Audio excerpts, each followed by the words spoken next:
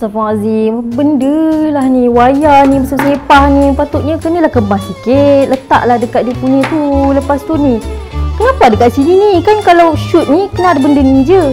Yang ni letak tempat lain. Lepas tu ni lah. Macam mana boleh ada dekat sini? Ni kenapa kecil sangat ni? Ni kenapa rendah sangat ni? Susah lah saya nak lalu. Lepas tu, ni. Sekarang ni, tengok. Dia pun, apa banyak habuk ni? Ya Allah, pening lah macam ni. Lepas sudah janji dengan Amiro tu pukul 10. Sekarang dah 10 pagi. Dia dah lewat dah ni. Sekarang ni buang masa saya. Amiro mana ni? Aku dah penat tunggu dia ni. Tadi janji dah pukul 10. Sekarang ni dah 10 minit pagi.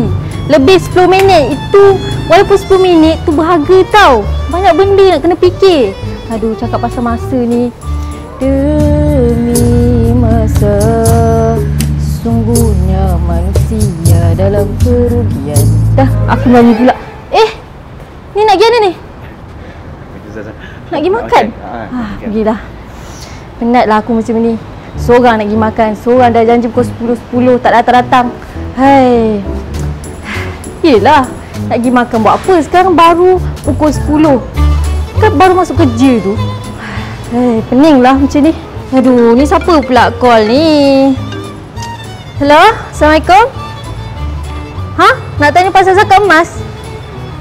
Bukan ke semalam saya ada bagi cerita dekat semua pasal zakat ni? Tak ingat ke ni mesti tidur kan? Oh, okey. Macam ni. Zakat emas bahagi pada dua. Pertama, yang disimpan. Yang kedua, yang dipakai. So ada dua lah zakat ni. Siapa yang simpan sebanyak 85 gram sama atau lebih, dia wajib bayar zakat. Okey, satu lagi tu yang dipakai. Kalau lebih ataupun sama 800 gram ke atas, maka kita kena wajib bayar zakat. Faham tak? Belajar something tak? Okey, belajar something, cuba share dekat semua orang. Okey? Nanti bayar cepat-cepat tau. Jangan nak lengah lagi bayar tu. Okey? Bye. Ni dah macam-macam sekarang ni. Seorang lupa, seorang ni lah, seorang tak ingat semua benda. Macam-macam. Dah lah, nak balik lah.